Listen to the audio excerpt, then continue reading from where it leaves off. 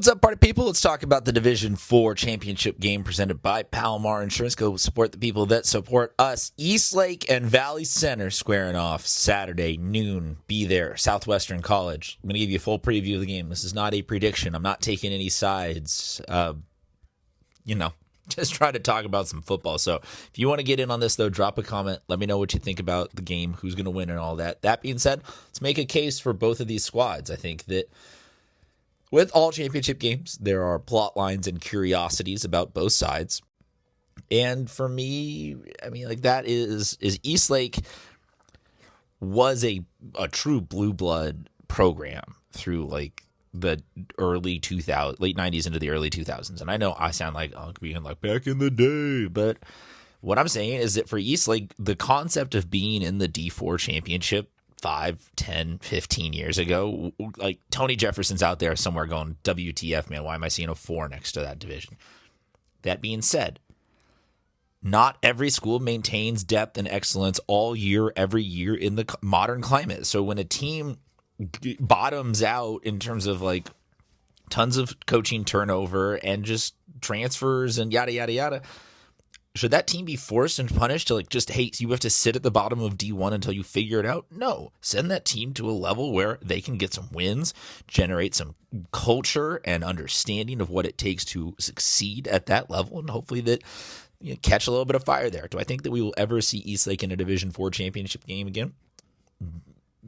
Sub 1% that this ever happens again. I think that this is the start of a slingshot upwards for them, win or lose in this game. And on the Valley Center side, we've got generational players for them who played a tough schedule. You win some, you lose some. That's what football is. Let's not make an over case of that, but that 6-6 is them scheduling well and winning games in the playoffs because it seems like they found the right competition level and they've learned from everything. Let's break it down. Here is the Eastlake offense. Pretty spread out. The run game, when you have multiple guys kind of hovering at that same level, 2 of them going for always 50 a game, that's a reliable, steady Eddie of a run game. The passing game, maybe not home runs every time down the field running nothing but 9s, but it helps spread the ball out for Eastlake. I think to me the other thing here is not all seniors. So that's what I'm saying.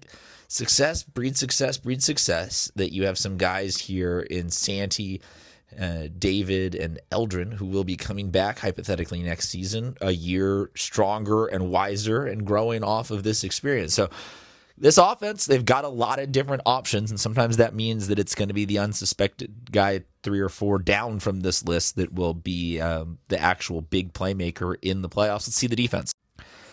Giovanni Seja, 8 sacks, fantastic season. Again, him, David, Nicholas, all their sack leaders are juniors. 2 of their interception leaders, juniors. Chris Wilson has a fantastic season with those 5 picks.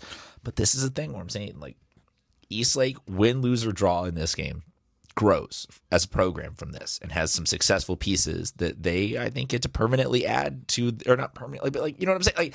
This is really good for Eastlake. This is going to be a good game played by good teams. Good gets overused here, but there's no oh my gosh, this team snuck in. It's a good squad, man. And I think that Eastlake will bring the heat. Let's go check Valley Center, though.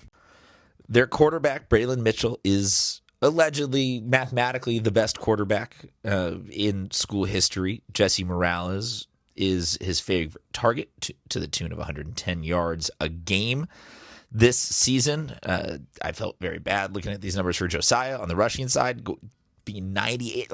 That's frustrating. That's where you round up and you say I averaged 100 a game in my senior year. But the offense booming. They lost some shootouts. They had some tough D2, D1 opponents. This is still a really good. This is other than James Johnson and Tyler Bernard, and I always throw those names out just as the de facto. I was there getting my ass beat by them in high school. This is the best team that Valley Center has ever put together offensively. If they win, this is going to be because they won a high-scoring game because they had the playmakers who stepped up in the clutch.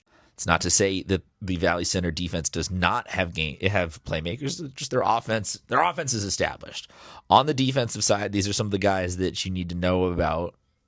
I said it with Eastlake. Let's say it here. I love seeing non-seniors. Not that it's always like dope and salute to the classes that are going out, but to see Valley Center where we're talking about them on the offensive side being senior heavy of like, oh, these guys are historic. This defense here is going to grow and get better and learn from it. So I don't think this is a one and done for Valley Center making a deep run like this. So maybe this is one where like if Valley Center wins it, they win like a high scoring one. And if Eastlake wins it, they win a low scoring one. But either way, man, a little daytime football on a Saturday, there is no way that you won't enjoy this experience. It's down at Southwestern. It's a great spot. Roll through. And like I said, drop a comment. Let me know who you think is going to win it. We'll see you there.